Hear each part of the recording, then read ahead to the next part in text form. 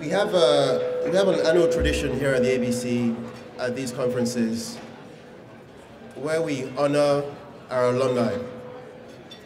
Now at the ABC, our alumni, we look up to them, they inspire us and they show us the way forward. So every year at these conferences, we pick one of our alumni and we give them a leadership award.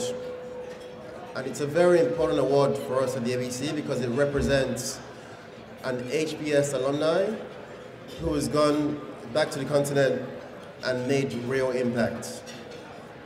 And they've been leaders, they've been community organizers, and they're inspirers to us and to the rest of our community. And what I'd love to do right now is to introduce this year's winner for the ABC Leadership Award. Folalaye. I'll give a brief introduction. Mrs. Folalaye holds a bachelor's degree in accounting from the University of Lagos and an MBA from Harvard Business School. She is also an associate member of the Institute of Chartered Accountants in England and Wales and the Institute of Chartered Accountants in Nigeria. Mrs. Laye has had over 20 years of business experience, both locally and internationally, having trained with Ernst & Young Lagos and PwC in London. She is currently the chairman of Hygeia Nigeria Limited, who are promoters of Hygeia HMO, the largest healthcare maintenance organization in Nigeria, and also the Lagoon Hospitals Group. Hygeia was founded in 1984 by her parents, both of whom are physicians of more than 50 years of experience.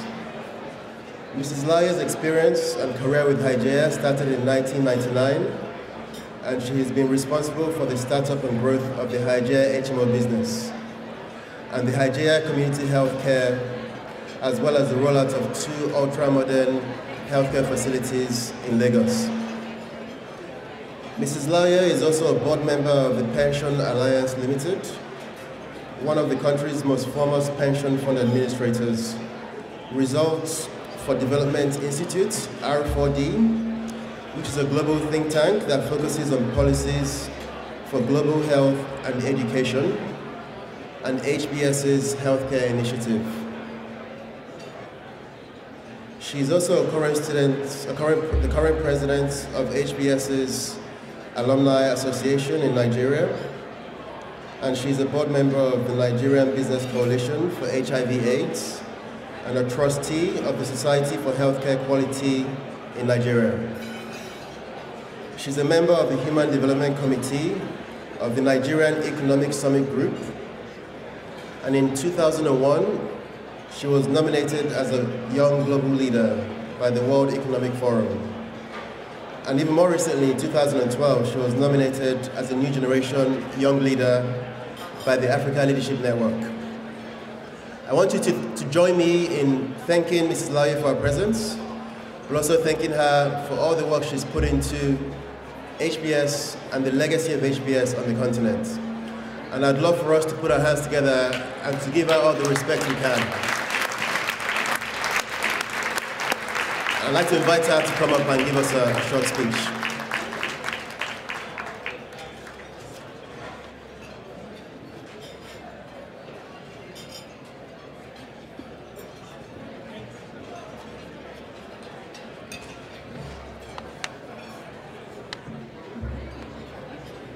Good evening, ladies and gentlemen. Well, I have the honor of hopefully giving the last speech of the conference and of the night, so hopefully you stay with me for a few minutes longer. But I think I want to start by just saying a few thank yous, because this has been such an honor for me, and one that came as such a huge surprise, I must say. And thank you particularly to the ABC community for finding sort of me worthy, as shall I say, of the award. I mean, I know I joined a very prestigious community of awardees who include some of my mentors like Kimbella Osage, who also include a very close personal friend, Ndidi Okonkwo Wuneli, I'm very pleased to be the second woman to have been given the award.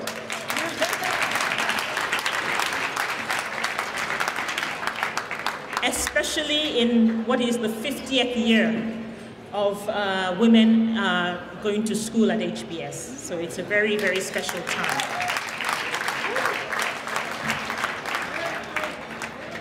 I want to say some thank yous in absentia, and the women in the audience will understand why I do them. But especially I have to say thank you to my husband, Ade, who's not here, because he's at home with, with our young family. But for always not just believing in me, but also supporting me in my quest to be a consummate professional woman, while at the same time continuously showing me the strength of investing in family values and the importance of that. I have to say thank you to my parents, who I know that, I mean, you can't imagine when I was graduating from HBS, you know, they were here with all the red carpet that accompanies them, but they're much older now. But for them, they showed me, to be honest, that HBS was really the only option when I was looking to go to business school, you know, that would sort of make a difference, you know, to the life that they felt was going to be my life. And they were absolutely correct. And I want to say thank you also to my siblings. One of them is here tonight, Banquet, Conchu, another strong entrepreneurial woman in her own right, who have always encouraged me to take huge steps forward. Last but most importantly, of course, I must thank the Lord for being my divine guardian and protector. But I just want to say a few words tonight, if you permit me, to talk first about what HBS and ABC, Africa Business Club, mean to me, and also maybe just to share a few of the sort of, you know, lessons I've also learned in the road sort of post-HBS. I mean, I think I can describe HBS and ABC in one word, which is crimson. It's a color that I didn't even know existed before I came here, but it's a color that I think about first now when I think about color, hence why I'm wearing it tonight.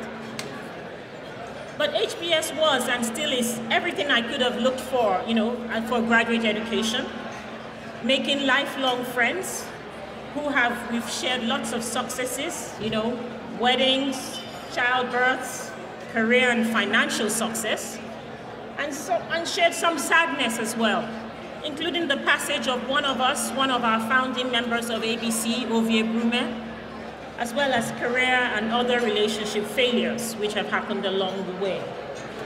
But I must confess though that, you know, even in addition to that, the phenomenal business relationships we've made here at school, not just as Africans, but as part of a global community of students, have been extremely important to my work back, you know, at Hygeia and back in Africa. I mean, I have to count pretty much at every single milestone I can think of in the work I've done at Hygeia has started from relationships I made here at the school. And that's why I have the utmost respect, I must say, for the HBS brand. And I'm now proud to be its chief ambassador in Nigeria as the president of the HBS alumni.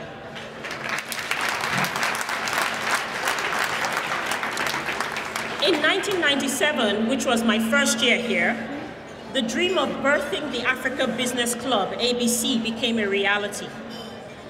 This was a time of what we called globalization in its truest form, especially with the impact of the internet and the so-called .com boom. But just about all the chatter that was around here on campus and around the halls was all about how to think global and act local. I'm sure some of you will remember those times. And yet I used to sit in presentation after presentation here and hear almost nothing about Africa. I remember that John Mack, who was then CEO of Morgan Stanley, gave a presentation about his bank's global presence and illustrated it with a world map, which he lit up as he spoke. And yet, Africa remained the dark continent on that map. That led a few of us, including Brigitte Godi, Greg Durst, Ndidi Wuneli, and myself, to take the step to establish ABC, to be able to showcase the best of Africa and motivate the diverse community here at HBS to embrace Africa's social and commercial potential. A year later, we had the first ABC conference, and now here we are 15 years later with the conference growing from strength to strength.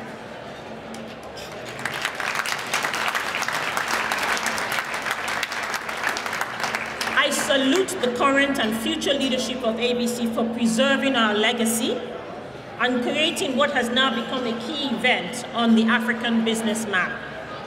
I encourage you all, though, students who are still here and who are still very much charged with leading ABC into the future, to recreate this success by encouraging and working with more faculty at the school for research in African business stories, especially our challenges. This process is key to building the management capacity that Africa badly needs as we go through this process of redefining ourselves. And as it transitions from emerging market to frontier market to realizing the full value of hosting 7 of the world's fastest growing economies today. What are the key lessons that I think I can share with you that I've learned since leaving HBS? Of course, I still remember the classroom and study group lessons I got of financial modeling, of regression analysis, of PE ratios, of the market 4 Ps and of Porter's 5 forces. But then I have picked up some additional lessons along the way.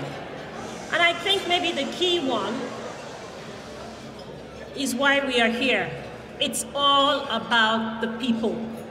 And that's why it's so phenomenal, looking out today and having spent the kind of day we've had amongst each other's company, to know that, the people are really what will make and what are currently making Africa what it is today. I have learned, though, that in dealing with people, particularly in the context of Africa and our culture and so on, of how to sort of be able to be a bit of a chameleon, if I could say. Because, we come out from here and we go back and we have to play many, many roles. As employer, as employee, as customer, as provider, as board member, as mentor, as spouse, as parent, and as a friend. And coming out of here, particularly for me, it was a very important lesson because I joined Hygeia, which was my family's business, and I became CEO when I was just 32. And of course, that pitched me in 3 ways, sort of against the tide. I wasn't a medical doctor, I was a woman, and I was young. So the onus was therefore on me to overcome all the perceptions and work to make the people around me successful in what they were doing, and in that way be able to sort of motivate the success of our company and of course of myself. It meant you had to build different personalities, different characteristics, including humility on the one hand, as well as utmost self-confidence on the other.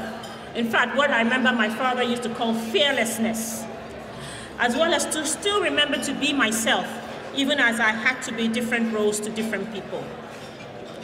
Staying focused and on course. And I think that's something particularly that, please, I really want, most of you who are still here studying to sort of listen to and take on board. Because I know that, these days, it's so easy to want to be the serial entrepreneur. And I see more and more of it every day of people who are graduating from HBS and who are coming back to the continent. But it's important to be able to sort of pitch your tent somewhere and stay focused and invest in it. Because it is challenging, no matter what. It's challenging globally, and it's certainly challenging locally. No question, we have some of the biggest sort of infrastructure challenges of any continent, and just having to overcome that on a day-to-day basis is hard enough. But in addition to that, though, we have to realize that if we don't invest of ourselves in building up or contributing to certain industries, we are not then really contributing to Africa's own renaissance. Because in building our businesses, in building our sectors, we're building markets. And I think that's probably one of the biggest things that Africa is going to have going for it. It's going to be that building of markets, of building the demand side. But it's going to take a bit of us staying on course and staying focused, to get there in the long run. Africans cannot yet think only for the short to medium term, as can be done in Europe or the States.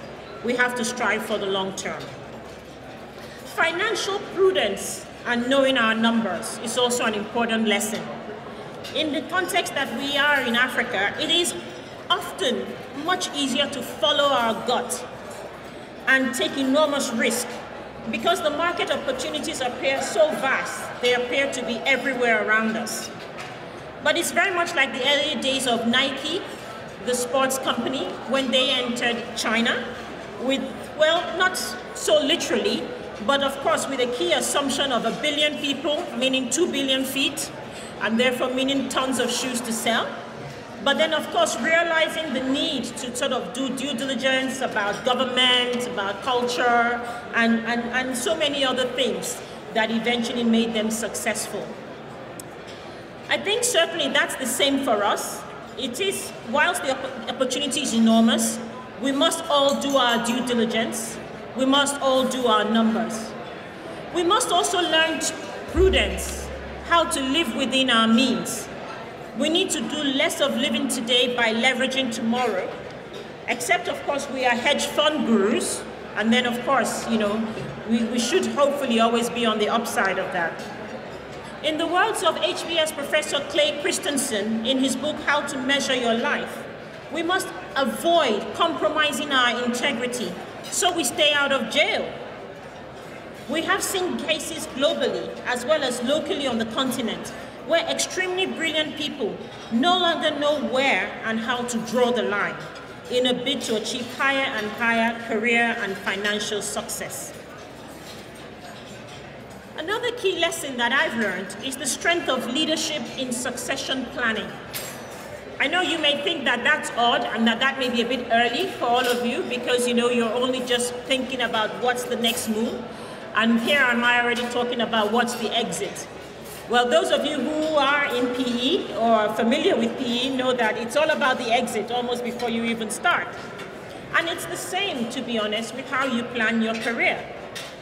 I have been lucky to have my father as my role model and mentor, and as I've had the opportunity of working very close with him over the last 17 years. He showed me that leadership was to have a vision and have the determination and work ethic to follow it, to be able to roll up your sleeves and help on the shop floor, or in his case, in the operating theater, as he was a surgeon, or in the community clinic, or wherever he needed to be to pitch in and help, to be able to empower others and to let go of the tightrope so that they could fly, such as he did with me, and now I am doing with others. And the greatest lesson of all, when to say your time is done and to allow others to take your dream forward so it outlives you. I think that this is something that is a key learning for various government leaders as well across the continent. Not many families have been able to be as successful as a family as well as in a business as our family have been. And that has really been because as a family, we have always believed in a bigger vision for our endeavors than what we ourselves could provide alone. And therefore, we have been able, almost from the get-go, to bring others to the table and to share our successes and failures with them. This is unusual as Africans and especially as Nigerians. But it's certainly a key path we must all think about treading. Because if we want to see the potential of our dreams, the potential of our entrepreneurial endeavors to outlive us and to be the successful reality that are what other big global businesses are, then we have to be able to embrace that. Because that's one of the key ways in which we will be able to achieve the sort of what I'll call market scale that we need to develop in Africa. But having said that, it means that even as you plan your career, you have to think about your second and your third career.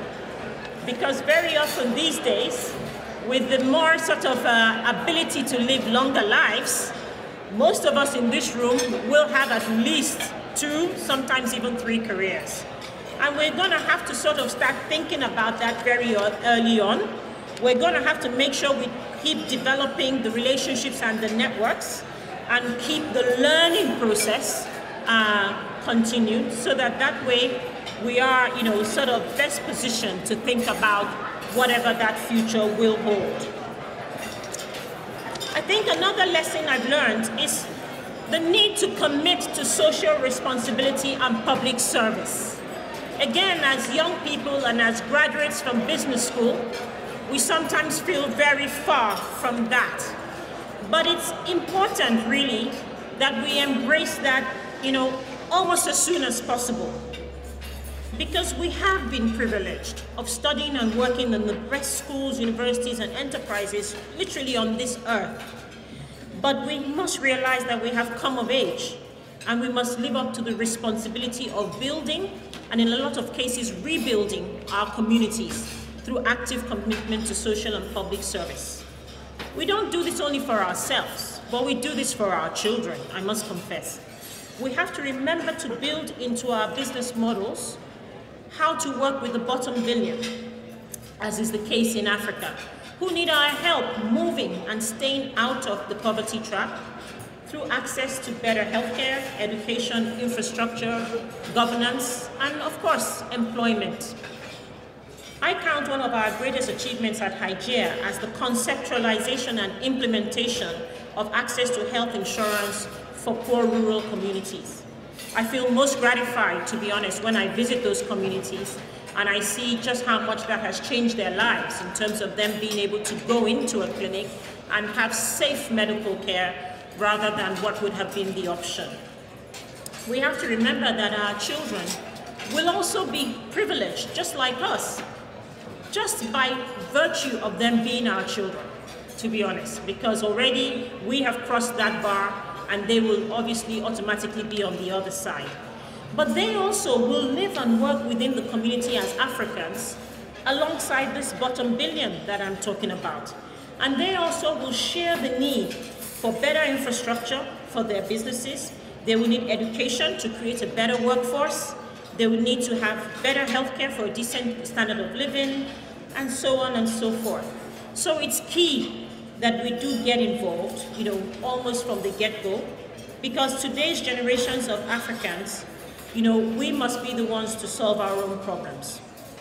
And perhaps one of the greatest lessons I also want to sort of, leave you with is investing in our relationships on the more personal level, with our spouses and with our children.